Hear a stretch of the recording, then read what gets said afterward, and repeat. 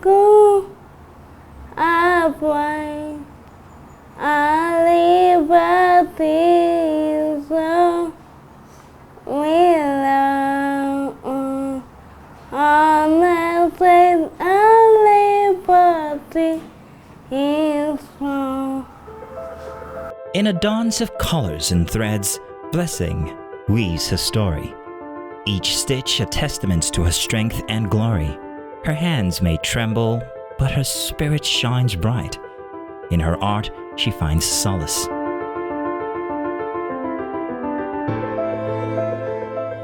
In the gentle rhythm of her hands, Blessing Ekeari, a 14-year-old who was diagnosed with cerebral palsy, finds solace and strength in a tapestry of support. I like to play piano and I like to make beats. In the future, I want to be a baker because a baker is when you bake cake and bread. When she was born, her parents had dreams for her like every other child. 6 months after her birth, Blessing's life changed. It started with regular health challenges that saw her visiting different hospitals, both public and private. Everything started after giving birth to her, after 6 months. So she starts with challenges of health, vomiting, a lot of health problems came. So along that time, we took her to different hospitals in this Lagos. The first hospital I went, it was private hospital named Ebugod. From there, they referred us to Lutz. So all that time, after, with God's help, she becomes sound, and since then, she have challenges.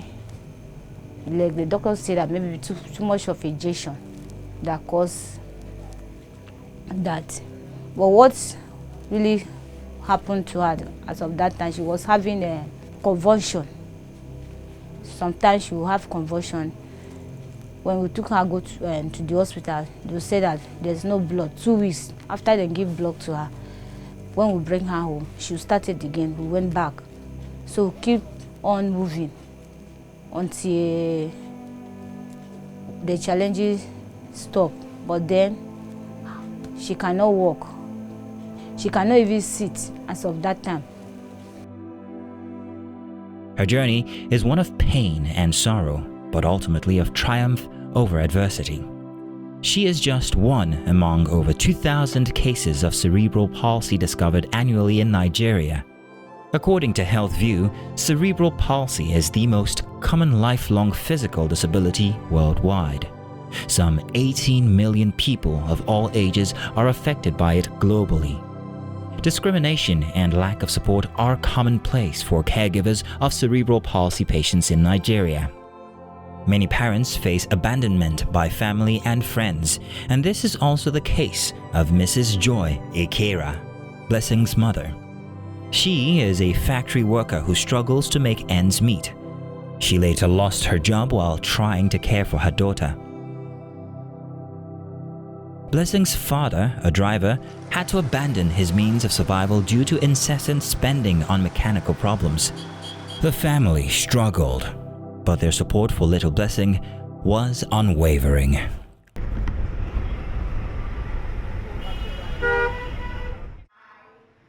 Just like every other child, Blessing seems to have found her path. Twinkle, twinkle, little star, how I wonder what you are. If I have a way. Then I don't have money to do anything for her. I was just slamming that so because of money. Then we took her to Igbobi. When we went to Igbobi, they started doing massaging. A lot of them, they referred us to another place. When we don't have the money, we didn't continue again.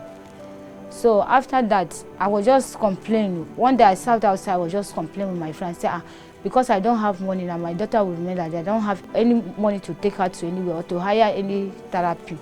So that lady in her head heard what I was saying.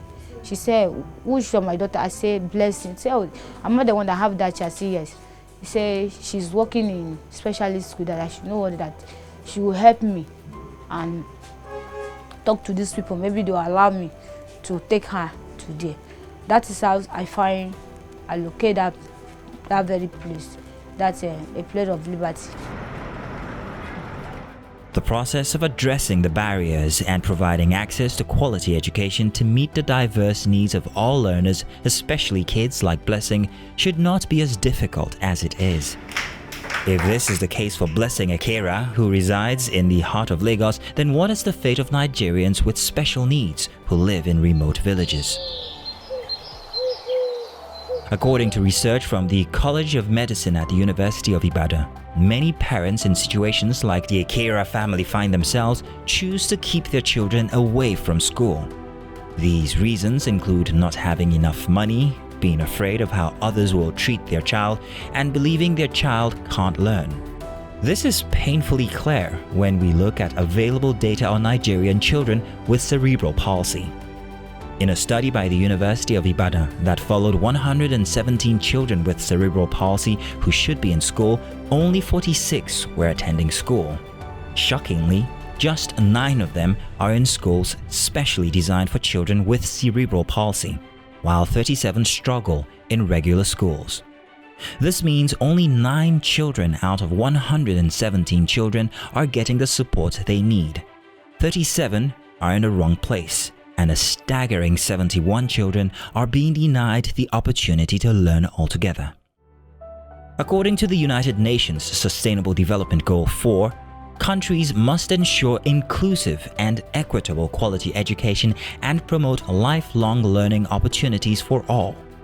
6 years to the deadline, as declared by the United Nations, Nigeria should be counting its gains and not struggling to get 20 million out-of-school children back into the classrooms.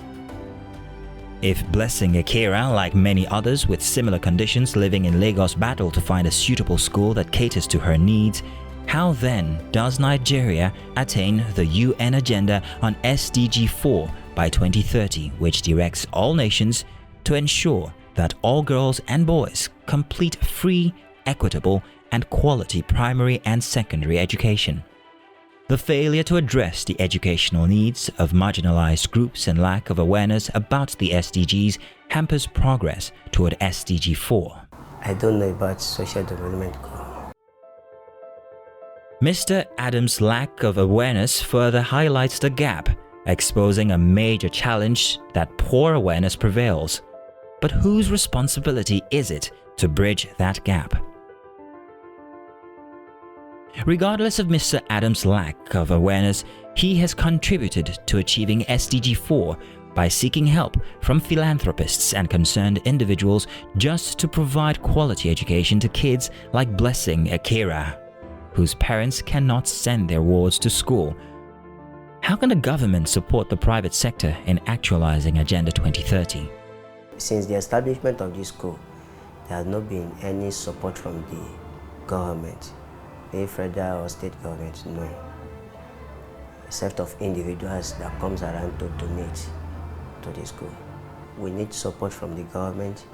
As it is on monthly basis, the cost of running this place is very high. The cost of maintaining the children, their services is very, very high. Look at the transportation as it is today now. We are paying up to about 300,000 naira for fuel every month. And we always ensure that we pay that money down every month. And food, the cost of food in the town today is very, very high, extremely high.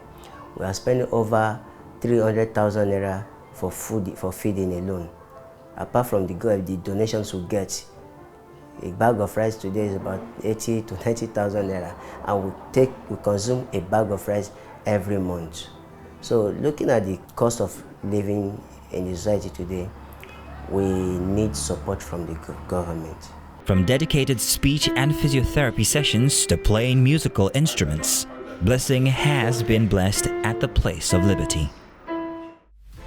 The 14-year-old excels in bead making. With each bead she threads, she not only creates art, but also symbolizes the resilience and determination that define her remarkable journey. The life is right and yeah. my life is so sweet. My mom, she always care of me as the other parent. So my dad, I love my dad very much. And my dad always gave me money to go to school. Not every day, something. But he always thought like me. I'm friends and I have many type of girls. But the girl name is Dara Femi, Esther, and Biodu. With this one.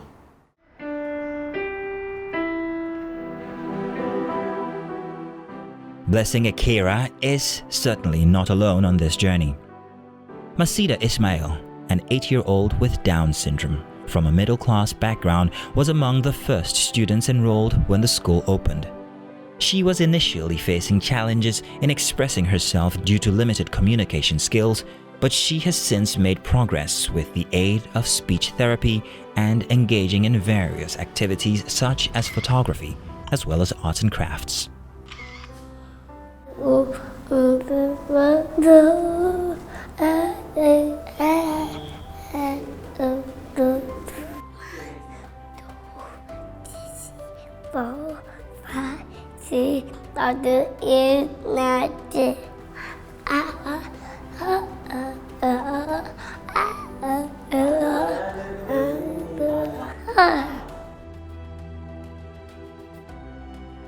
Maceeda is among the lucky ones, and hopefully she can attain her dream of becoming one of the best photographers of her time and put a smile on her parents' faces.